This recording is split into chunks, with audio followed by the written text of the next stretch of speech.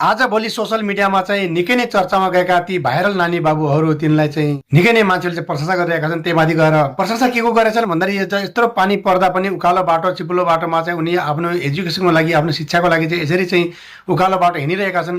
यानि कि पढाइप्रति चाहिँ उनको लगनशीलता उनको मेहनतलाई चाहिँ सबैले चाहिँ तारिफ गरिरहेका छन् होइन, प्रशंसा गरिरहेका छन्।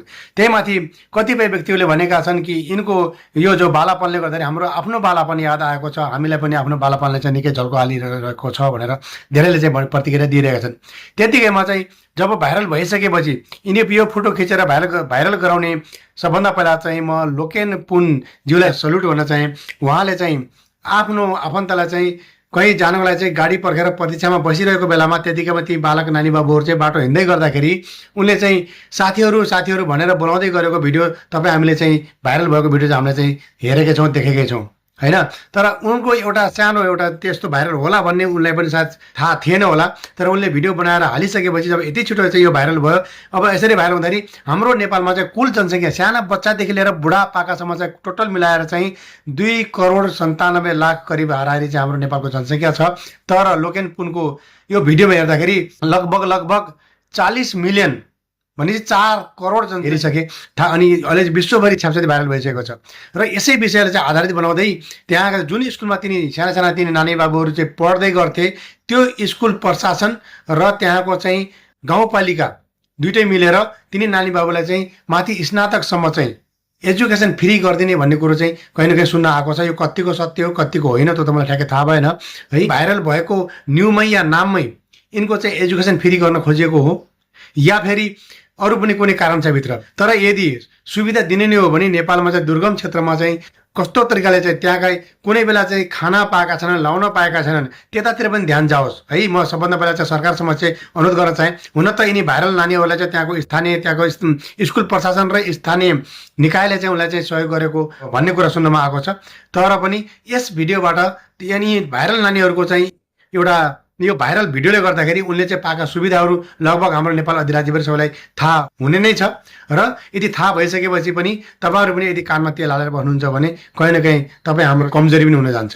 त्यसैले गर्दाखेरि हाम्रो गाउँठाउँमा यानि कि पूर्व मेचीदेखि पश्चिम महाकालीसम्म यस्ता खालका चाहिँ हाम्रा घर परिवारहरू छन् जहाँ चाहिँ साँझ खाएपछि बिहान के खाउँ, बिहान खाएपछि साँझ के खाउँ भन्ने जस्तो स्थिति छ। आर्थिक स्थिति निकै नै दयनीय भएका स्थिति भएका व्यक्तिहरू घर परिवारहरू पनि पक्कै पनि छन्। तर त्यहाँसम्म पनि यो चाहिँ आवाज जाओस् र यिनी भाइरल नानीहरूलाई जतिको सुविधा अहिले दिन खोजिएको छ ठिक छ। मैले त्यसको विरोध गर्न खोजेको होइन, दिनुहोस्, एकदम राम्रो छ, ठिक छ। तर त्यहाँका स्थानीय अन्य कुनै ठाउँका हाम्रा चाहिँ 700 छात्र जो पालिकाहरू छन् होइन, तिनी पालिकाहरूले पनि सबैले चाहिँ के गर्नु पऱ्यो, सबैले आफ्नो तर्फबाट चाहिँ पहल गर्नु पऱ्यो। त्यहाँका नजिकका स्थानीय निकायले पहल गर्नु पऱ्यो र त्यहाँका छेउछाउका चाहिँ विद्यालय छन्, त्यहाँ हाम्रा सामुदायिक विद्यालयहरू छन्, तिनीहरूले पनि पहल गरेर अनि एउटा सर्वे कलेक्सन गरेर गाउँमा पुगेर ठाउँमा पुगेर के कस्तो स्थिति छ त खाना लाउन नपुग्ने ठाउँमा त्यो ठाउँमा चाहिँ त्यहाँका बालबच्चाहरूले चाहिँ शिक्षादेखि असेत पनि शिक्षाबाट चाहिँ वञ्चित भएकै हुनुपर्छ जस्तो मलाई लाग्छ। त्यसैले त्यस्ता ठाउँमा पुगेर होइन शिक्षालाई चाहिँ फोकस गर्ने। किनकि यो भाइरल नानीहरू चाहिँ यसरी पानी पर्दै गर्दाखेरि बर्साती ओढेर यसरी पानी मुसलधारे पानी पर्दै गर्दा त्यो बाटोमा चाहिँ उकालो हिँड्दै गरेको भिडियो यसले चाहिँ धेरै मान्छेहरूको चाहिँ मन मस्तिष्क दिमाग छोइसकेको छ।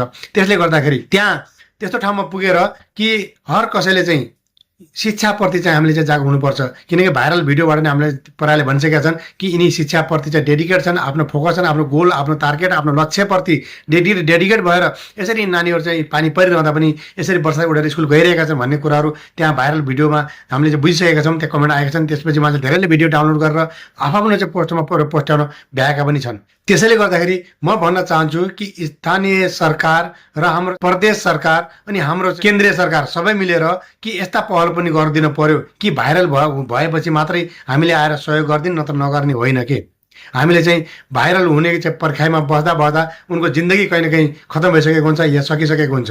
त्यसले गर्दाखेरि हामी चाहिँ प्रत्येक निकायहरू चाहिँ आफ्नो तर्फबाट चाहिँ पहल कदमहरू गर्दै अगाडि बढ्दै, किनकि पुस्ता हस्तान्तरण भइसकेको छ।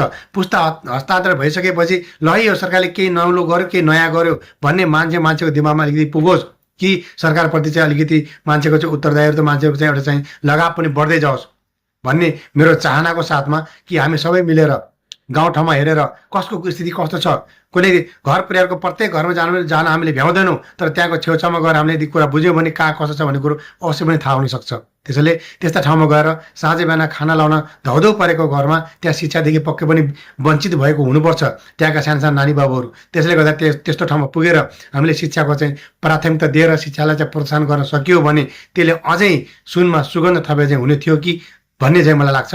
साथीहरू, तपाईँलाई के लाग्छ? आफ्नो मनको धारणा र जिज्ञासासहित आफ्नो भनाइ राख्दै भिडियो मन परेदेखि सेयर गरिदिनु होला, ताकि उहाँसम्म पुगोस् जुन घरमा, जुन गाउँमा, जुन ठाउँमा कि साना त्यस्ता नानी बाबुहरू चाहिँ शिक्षादेखि टाढा रहनु परेको छ, वञ्चित हुनु परेको छ, त्यहाँसम्म पुगोस् र सरकारसम्म पुगोस्, स्थानीय निकायसम्म पुगोस् र ती सामुदायिक विद्यालयसम्म पुगोस्, ताकि तिनी साना नानी बाबुले चाहिँ शिक्षादेखि चाहिँ उनी टाढा हुन नपरोस् भन्ने मनसायले भिडियो पेश गरेको छु।